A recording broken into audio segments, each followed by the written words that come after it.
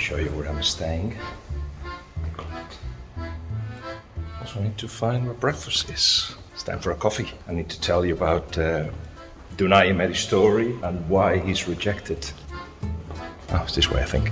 He's rejected Newcastle, and also I wanted you to have a look at my time in Sheriff on what it's like, this extraordinary Transnistria. Okay. I mean, they're late at breakfast. There's offices up this way. I can hear something. No, not this way either. I swear.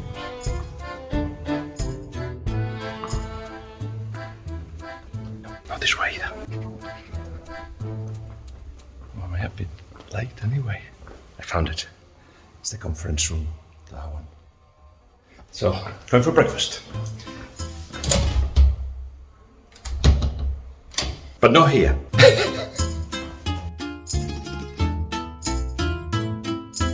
I'm having my coffee, look, here. Thank you very much. You will. Hold on, the coffee's coming. There it is. Thank you very much. Thank you.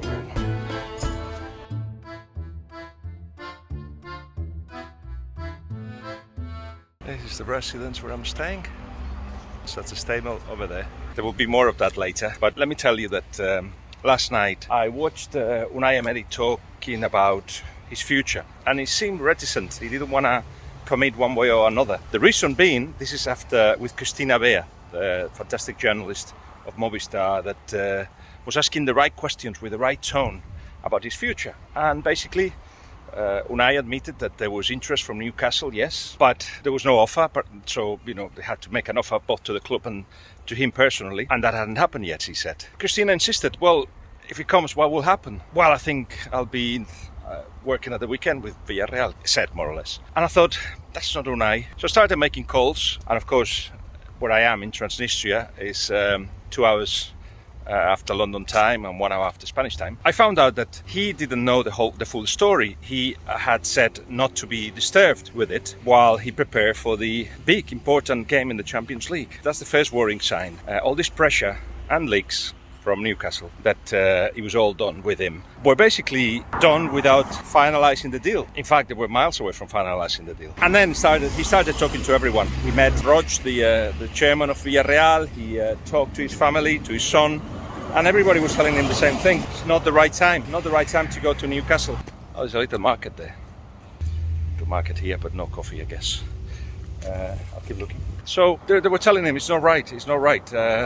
If right now, when you are supposed to be at your strongest, there is all this confusion I add, in terms of who they want, because Eddie Howe is not the same as Unai Emery, is not the same as Paulo Fonseca, it's not the same as, I don't know, Xavi.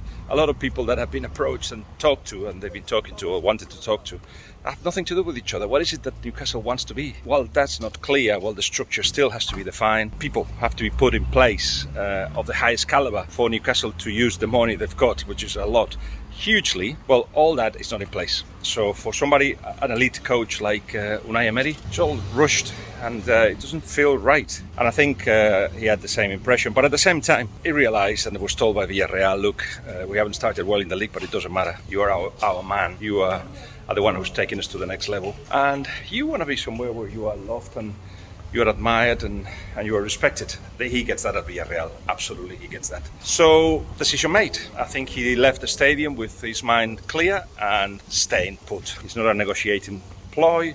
It's just what he has decided to do. He's staying at Villarreal. And Newcastle will have to just learn from all this and realize that if top names like Unai have decided to say no to a project like this, why is it? What's missing? What do they have to improve on? What is it they have to do to actually convince them? And if they are humble enough, they will learn from it, I'm sure. Meanwhile, before I go, have a look at some of the stuff that I did in Transnistria, the country that doesn't exist, but it of course it exists.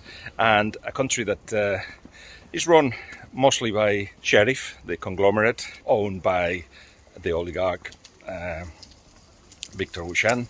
And there's not much competition going on, not even in politics at the moment, or football. They are so superior to any other team in the area. But at the same time, in a funny way, Even though Transnistria want to be away from a breakaway state, they have their own coin, their own anthem, their own passport, etc. Sheriff FC and their success, or FC Sheriff, has brought them together, both Moldovans and Transnistrians, funnily enough. Football does that kind of thing, doesn't it? They are sandwiched between Ukraine and Moldova, Transnistria, and nobody wants to recognize them apart from 3 other countries that have not been recognized themselves. They are a little bit in limbo. When that happens, when people are stuck, that means that the day-to-day life is also a little bit stuck. And I've sensed that. It's a well-preserved, old and a little bit decrepit area of the world. It's one of the poorest parts of Europe. But people are amazing. We went to a market yesterday and they gave us food. We were filming there and they were just looking after us. I was with Anton, a photographer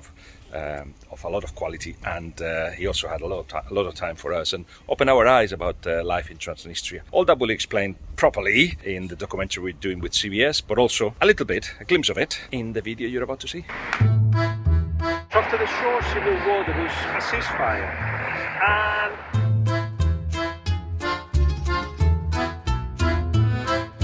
well, I'm in Tiraspol, which is the capital of a country that doesn't exist. You won't find the country, Transnistria, in the maps.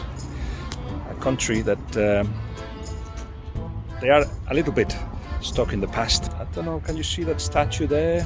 That's a Lenin statue, I'll show you in a minute. That's a statue of Lenin by the Supreme Council and Parliament of Transnistria in Tiraspol. I just wanted a video selfie with Lenin. Is that what it's called? Video selfie? And that's the crew filming. We're doing the documentary for CBS, and you can see the monument to the unknown soldier in memory to those that fell in the Second World War, in Chernobyl as well. Some people came from Transnistria to clean Chernobyl. And then, of course, in the civil war that took place in the early 90s, in which 1,000 people died. So it's got the look of a bit of a Soviet look to it, because here in Transnistria they mostly Russian speakers. In Moldova, which is the country next door, a country that they belong to, or state that they belong to when they were in the Soviet Union, but they are Romanian, or they speak Romanian. So different cultures. That clash became a civil war, and in the early 90s, but now they live on the edge, kind of respecting each other. Well, Transnistria has got Sheriff in it, FC Sheriff, and that's an amazing story as well. I'll tell you more about FC Sheriff when I get to the stadium. Anton, I'll introduce you to my audience. Say hello. Hello. This is the very talented photographer that we would spend the day with, and if you want to check him on Instagram, and you have to, the Instagram is BLKV.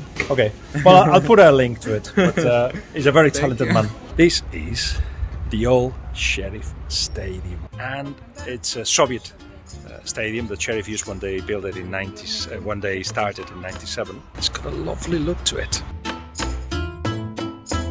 But this used to be a place of meeting of workers, students at the end of the day, and they'll come here for, to meet up or to do a sport.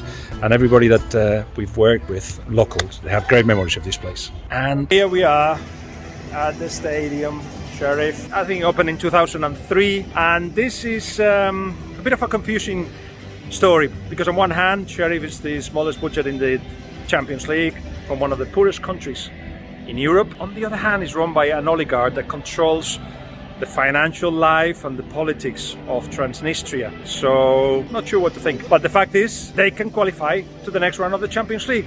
And people here admire success, and have here, as in Transnistria, but also Moldova, and are loving the fact that Sheriff are doing so well. In fact, if they went to the next round, National Party, I think,